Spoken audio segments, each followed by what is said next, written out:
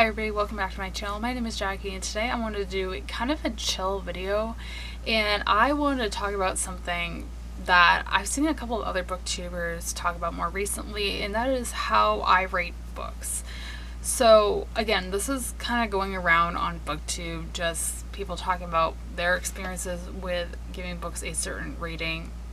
And I, like most booktubers, use the Goodreads rating system, so that ranges from a 1 to a 5 and kind of the half stars in between on occasion. So I see a lot of people do it and I always find it interesting, so I figured I would talk about how I do it myself. I will give you guys a couple examples of each star rating. I'm not going to go into the half stars because that will make it a little bit more tricky, so we'll just talk about the regular star ratings. But without me rambling on any further, let's jump right in and get started. Okay, so I'm going to start at the 1 and make my way up to the 5.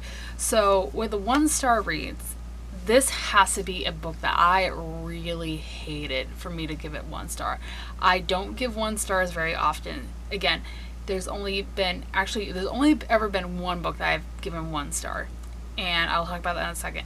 I also give 1 stars out to books that I DNF. So when I DNF a book, which I try not to do very often, I will usually put it at the 1-star mark. So yeah, that is how I describe my 1-star ratings. An example of a book that I actually finished and I gave 1 star was The Night Circus by Erin Morgenstern. I hated that book with like a burning passion when I read it.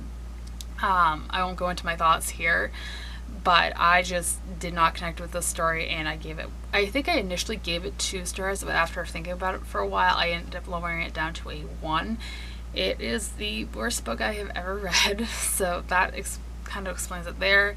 And then for DNFs, I will give you guys a couple examples of DNFs as well. So as far as books I've DNF'd, to give you guys examples, The Seven Husbands of Evelyn Hugo I DNF'd, Strange the Dreamer, The Diabolic by S.J. Kincaid, Cinder by Marissa Meyer. Those are just a few. So those are all my 1-star ratings. To a 2-star. Now, if I really hate a book, but not enough to give it a 1 star, it always goes to a 2. There's usually some redeeming quality about a book that I give a 2-star, and that's why I never ever give it a 1. So examples for 2 stars would be like Illuminate by J. Kristoff and Amy Kaufman. Emergency Contact by Mary H.K. Choi is a 2-star. The Lion Game by Ruth Ware. City of Lost Souls by Cassandra Clare. Those are just a few of them. Now moving up to a 3-star. 3 stars are the ones I give out most commonly. They're just kind of middle of the road books. There's nothing too spectacular about them. They're not amazing, but they're not terrible at the same time. They're just kind of average. Usually there's a couple things I don't like about it. Usually there's a few things I do like about it. So yeah, that's what a 3-star is for me. As far as some examples for 3 stars, I gave, let's see, The Gunslinger Book 1, The Dark Tower series by Stephen King was a 3. So was Cujo by Stephen King. Let's see, Snow Like Ashes by Sarah Rosh, I gave 3 stars. Children of Blood and Bone by Tomi Adeyemi, I gave a 3. The Shining by Stephen King, I gave a 3 as well. And Jane Eyre by Charlotte Bronte, I also gave 3 stars. Moving up to a 4, this is again another very common one for me. 3 and 4 stars would I give out the most on my channel and my blog. So a 4-star usually has about 5 things in it that I really, really love. Usually it's plot and character development, and sometimes on occasion the romance aspects I really love. But there's also something that's holding it back, whether it be like something like lack of diversity or not a strong enough plot that's holding me back from giving it a full 5.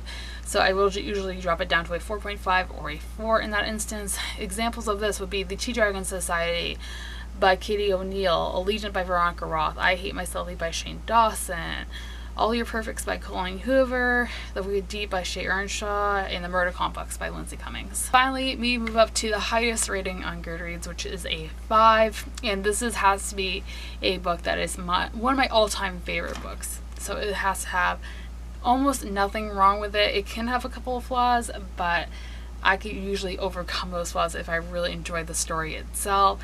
It just has to really speak to me, and I used to give out 5 stars a lot more than I do now. I'm definitely more lenient with my 5-star ratings now than I was when I first started booktube and book blogging. So yeah, these, again, are usually my all-time favorite books. So a few of those, for example, would be The Kish Quotient by Helen Hoang. We have Misery by Stephen King, almost the entire Saga series by Brian K. Vaughan and Fiona Staples, Warcross by Marie Lu, Zenith by Sasha Ellsberg and Lindsay Cummings. Let's see, Grey by Pete Wentz, obviously my favorite book of all time, was a 5-star. Tower of Dawn by Sarah J. Maas, and like A Court of Mist and Fury by Sarah J. Maas. So those are definitely a few 5-star ratings. So yeah, that is going to be it for this video, guys. I hope you guys enjoyed learning about how I rate my books and why I give them the ratings that I do. So if you did enjoy the video, give it a thumbs up and subscribe if you haven't already. I post new videos every Monday, Wednesday, and Friday. Show me in the comments down below how you guys rate books on Goodreads. I would love to know. And as always, all my social media links are linked down below if you guys are check out, if you'd like to follow me on any of those. And all being said, I hope you guys have a fantastic rest of your day, and I will see you soon for another video. Thanks for watching. Bye!